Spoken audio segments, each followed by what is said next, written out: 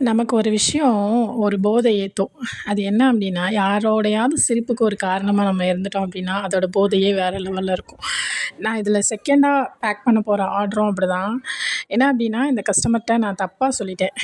5 pieces எடுத்தா 999ன்னு சொல்றதுக்கு பதிலா 6 பீஸஸ் எடுத்தா 999 சொல்லிட்டேன். அவங்களும் பே பண்ணிட்டாங்க. நான் 2 டேஸ் கழிச்சு தான் பார்க்குறேன். அவங்க அடுத்து ஒரு மெசேஜ் அனுப்பியிருக்காங்க. அத நான் பார்க்கவே இல்ல. என்ன அப்டின்னா, அவங்க டெய்லி வேஜஸ் அதாவது டெய்லி வேல பார்த்து 350 தான் அவங்களோட சம்பளமா ஒரு நாளைக்கு. அவங்க இந்த ட்ரெஸ்ஸு சேல் ஆயிறக்கூடாதுன்னு டெய்லி கடவுள வேண்டுவாங்களாம். என் மகனுக்கு இது வேணும். எனக்கு ரொம்ப புடிச்சிருக்கு. ஏதாவது ஒரு ஆஃபர் போட மாட்டாங்களான்னு வெயிட் பண்ணிட்டே இருந்திருக்காங்க. ஆஃபர் போட்ட முதல் ஆர்டரே அவங்க தான். அதுக்கப்புறம் எனக்கு என்ன தோணுச்சுன்னா, அவங்கள்ட்ட திருப்பிலாம் எதையும் சொல்லி அமௌண்ட் கேட்கறதுக்கு மைண்ட் வரல. என்ன பண்ணேன், இன்னொரு ட்ரெஸ்ஸு சேர்த்து வச்சு, அவங்க சந்தோஷமா இருந்தா அந்த சந்தோஷம் வந்து எனக்கு ஒரு மன நிறைவு தந்துச்சுன்னா, அது போதும்ன்னு சொல்லிட்டு இன்னொரு ட்ரெஸ்ஸு சேர்த்து வச்சு அவங்களுக்கு சர்ப்ரைஸா அனுப்புறோம். பார்க்கலாம்.